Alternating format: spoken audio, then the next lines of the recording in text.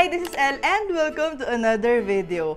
For this video, ang share ko sa inyo is yung reveal and tour nitong penthouse after ng makeover 2.0 natin. Tinur ko na to originally after nung initial lang na makeover natin. So yun yung times na hindi pa namin masyadong pinag-iisipan, anong gusto naming design, anong plano, kailangan lang ng i-repair and livable na maganda, ganon. After namin tumira dito ng matagal-tagal na, pinag-isipan na namin talaga like paano yung function niya, anong layout, syempre ano yung magiging design, yung decor, yung colors, ganyan. Na-post ko na pareho yung makeover nung kitchen natin at saka nitong office. So check out nyo yun pareho kung di nyo pa nakikita. As in, sobrang happy namin sa lahat ng kulay na nagaganap dito. Maya-maya lang makikita nyo. But dahil magde-December na, magki-Christmas na, syempre, dapat mas bongga tong tour na to. Kaya nag-decorate na rin kami para sa Pasko. Bagong makeover naman tayo dito. Bagong feel, bagong vibe ng bahay. So, gawin nating bagong Christmas din. And with that, thank you so much to IKEA for partnering with me for this video.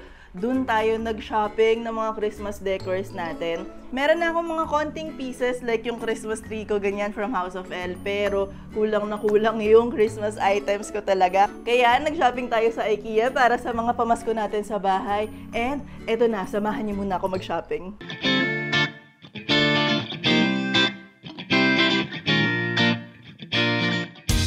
We're here at IKEA today para mag-Christmas shopping. Pang-decorate natin para sa penthouse. Sobrang cute! Tara, shopping na tayo. Ang dami nilang Christmas tree dito na iba-iba. Ang ganda rin itong minimalist lang na maninipis. Nice!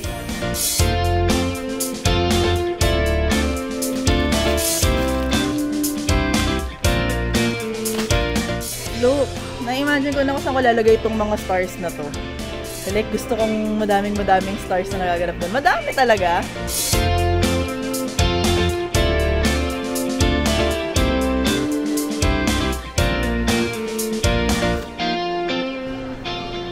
Ang cute! Ito, yung isang gusto kong bilhin. I super love this. Garland na may ilaw-ilaw, oh.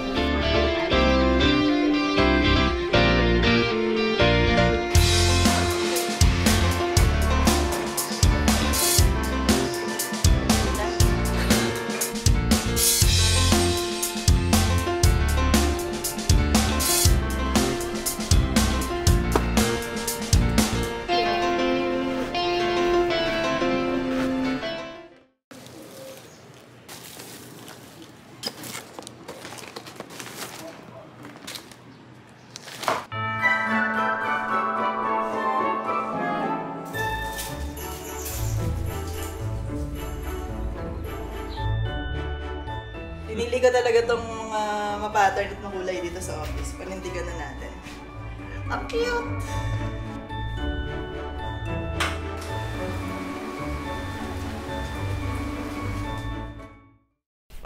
Finally! Ito na yung tour sa bagong makeover namin na penthouse. Kaya, alika, welcome sa napakakulay naming bahay. Hello! Start muna tayo dito sa main door natin. So, itong main door natin, originally kasi naka-paint lang to ng, ang alam ko brown, painted siya ng brown. So, total, ang ganda na niyang klaseng kahoy. Pinatanggal natin yung original paint niya, pinakaskas natin, tapos ni-sealer lang natin para lumabas yung haspen ng door. Eh, di ba? Ang ganda. Sayang naman kung itatago natin. Tapos, itong mga nandito sa door frame, may mga pa-French window siya dyan. Painted din yan ng brown. Eh, ayoko na siya ng pareho sa door. Gusto ko nang mag-pop, like magkahiwalay sila ng detail, ganon. So, pinapaint natin siya ng green.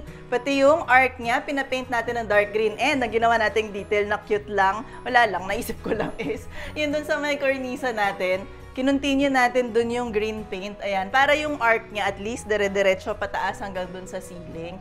Tapos, ang pinaka malaking detail na ginawa namin dito sa wall na to is yung bricks. Dahil na-miss namin yung bricks dun sa tall tiny house. As in, sobrang love namin yung detail na yon. So, parang, saan natin pwedeng ilagay yon? So, parang for me, ang pinaka magandang space lagyan ng bricks is itong wall na to. And actually, itong mga bricks na to, in-install yan, ano yan, parang brick tile siya. Yung texture nga, totoong bricks, pero manipis na version.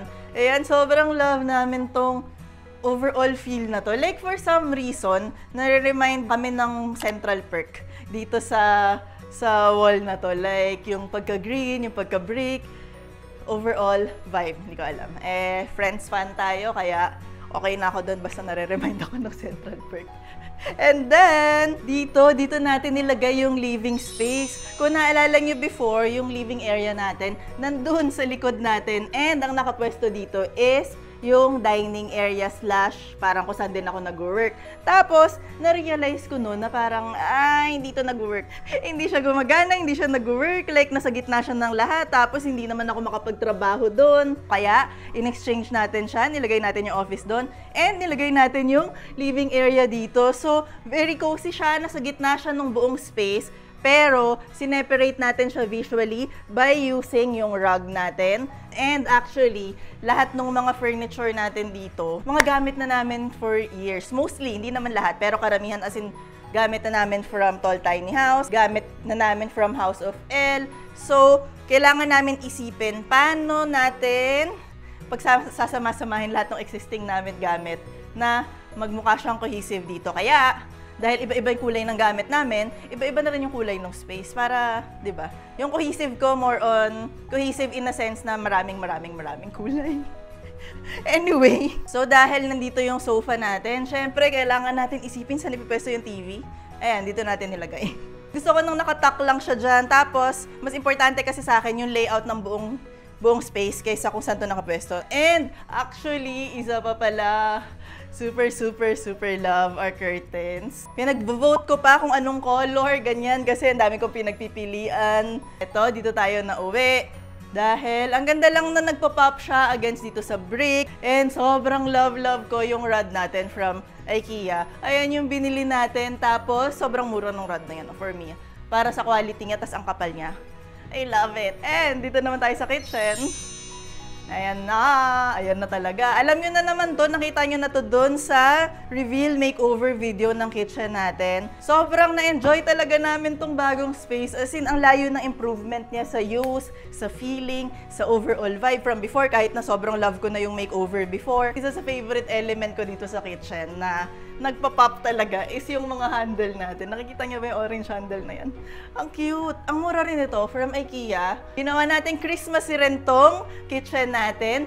Nilagay natin dito sa taas. Ayan. Naglagay tayo ng garland. Yan yung garland din from IKEA na binili natin kanina na may mga ilaw-ilaw na. Mamaya, papakita natin sa night mode sa inyo yung mga ilaw-ilaw na to. Even tong wreath na to, may ilaw din yan. So, dinecorate lang namin yan para may color-color, ganyan. And, naglagay rin tayo nung, tawag sa ganito. Parang silver beads na pang-decorate na niya na pang Pasko, pwedeng ikutin sa Christmas tree, ganyan. Ang haba nito, 90 pesos lang. Ang cute nito, di ba? Cute ang ginawa natin dito sa chandelier natin. Another Christmas element na dinagdag natin is Santa sack. Sobrang nakita nyo kanina, di ba, nag-shopping tayo. Tapos para ako, uy, ang ganda naman nito. Parang lalagyan ng gift, ganyan. So, ayan, ang ganda lang niya. And my most favorite spot of all, of course, alam nyo na yan, office. Sa lahat ng area, ito yung ginawa ko talagang very girly. Obviously. Meron tayong pink, meron tayong parang nude na lower part. Tapos, mga favorite elements ko dito. Mushroom lamp. I super love this. And of course, nandito rin yung mga handle natin. So, pwede nyo rin siya ikabit ng ganito. Nakakatuwa rin siya ng pa-drawer na half na ganyan. Tapos, ito yung white na original na binili ko. And, kinumbine ko rin siya dun sa orange handle dito. Ayan, oh. Tapos, syempre, nagdagdag din tayo ng Christmas elements dito. Social na parol. Sobrang cute niyan. Pero mamaya natin pakita sa inyo yung talagang night mode dito dahil nakakatuwa talaga siya. So, sa mga nanonood ng vlog ko, yung personal vlog natin, dito nyo ako nakikita madalas. Ito yung pwesto ko. Tapos, ang ganda dahil yung view ko, yung labas, kita ko yung overall feel ng bahay. So, dito naman sa corner na to, ayan yung nilagay ko na checkered wall ng orange. Kinat ko lang yung checkered hanggang dito lang sa opening ng hallway dun sa taas. Tapos, ganyan lang yung pagkakakat niya. Ayaw ko kasi ng may guhit. So, mukhang nag-stop lang dun yung square. Sobrang cute.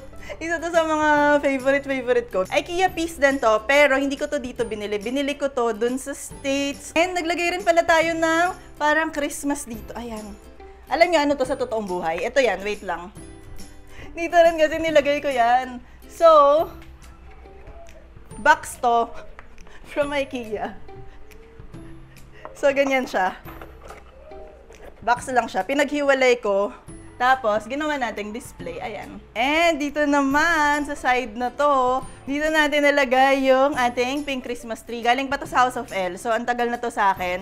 Tapos, lahat to ng mga tira-tira lang namin na mga from last year pa, last year na mga ornaments. Pero, ang pinaka-special dito na nilagay natin is itong star from IKEA. Sobrang cute. Ang perfect niya dun sa taas. Gusto ko nung pagka-graphic niya na may oversized star ka sa ibabaw ng pink na Christmas tree. And ito naman yung favorite spot ko. Ito pa rin yung dati na favorite spot ko. Ngayon, nandito pa rin siya. Dahil ito yung view na kitang-kita mo lahat ng clouds, lahat ng sunset, lahat ng something dun sa harap. Kita mo talaga very peaceful, very calm. Dahil gusto ko rin lang ng kahit isang area na na peaceful lang. At the same time, kapag kailangan ko mag-shoot talaga, na kailangan ng plain na background, ito yon. Kaya light gray lang tong wall na to. Tapos, dito naman sa corner na to, ayan, dito natin nilagay yung treadmill. Originally, di ba nasa gitna siya?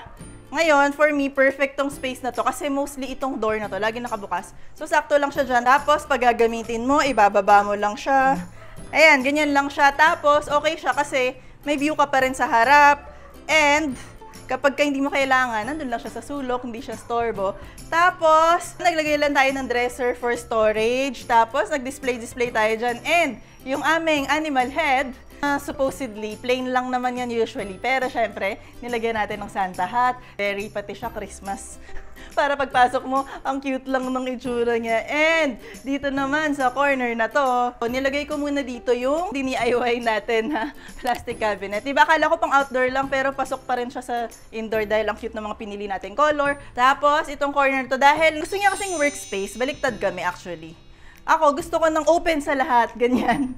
Gusto ko kita. Siya gusto niya ng cocoon feel, cocoon type. Yun yung gusto niyang vibe. So, sa ngayon, pinag-iisipan pa niya yung final design niya dito, yung gusto niyang design. Pero functionality-wise, dito natin nilagay, ito yung desk, secretary desk namin from before. Tapos, ayan, kita niya yung garden niya from here kapag ka nag-work siya. Tapos, naglagay lang siya ng pa-plant dito sa taas. Tapos, very cozy actually. Ganda pa ng view ng clouds dito. Anyway, ito na yung tour, Christmas tour actually nitong bahay natin. Sobrang happy ako dito sa lahat ng nagaganap dito. Sobrang happy ako sa colors natin. I know hindi siya for everyone dahil minsan may nag-message. Ang dami namang kulay, ang dami ganyan. Well, ganun talaga yan. Gagawin natin ano yung nakaka-happy sa atin. And for me, ito yung nakaka-happy sa amin. Itong overall feel and vibe nitong space. So, malapit na magabi, kaya pakita na natin yung night mode nitong penthouse.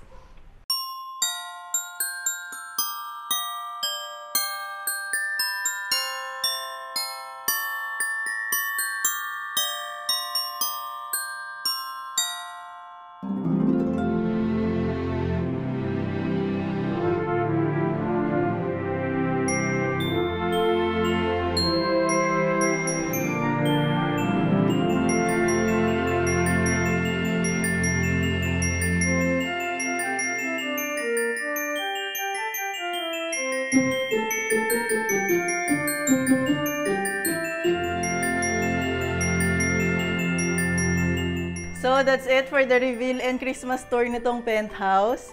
Anong masasabi niyo sa lahat ng kulay namin dito? Sobrang siyang love. Nakakatuwa na pwede kaming mag-experiment, maghalo-halo ng color. Tapos, lahat ng mga pa-Christmas natin dito, yung mga star na yun, sobrang love ko talaga. Lahat ng mga pailaw-ilaw. Pagka umaga, nakaka-happy. Pagka gabi, nakaka-happy rin yung vibe. Super thankful na ito yung bahay namin ngayon. And ayun, hopefully, nagustuhan niyo siya. Kahit minimalist kayo, kahit di kayo mahilig sa kulay, hopefully, naaliw kayo at natuwa kayo dito sa tour ng bahay namin. And again, thank you so much to IKEA Philippines for partnering with me for this video. I'm super happy sa lahat ng mga pinabili ko sa kanya, lahat ng mga decor, Christmas decor, or yung mga iba-ibang mga elements na binili natin doon. Na-complete niya yung overall and feel nitong penthouse natin. So, hopefully, nagustuhan niyo tong video na to. Until next time, bye! So, malapit na magabi, kaya pakita na natin yung night mode nitong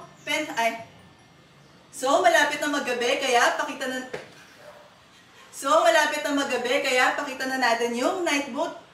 So, malapit na magabi, kaya pakita na natin yung night mode nitong penthouse. Ang daming pwesto. Paano?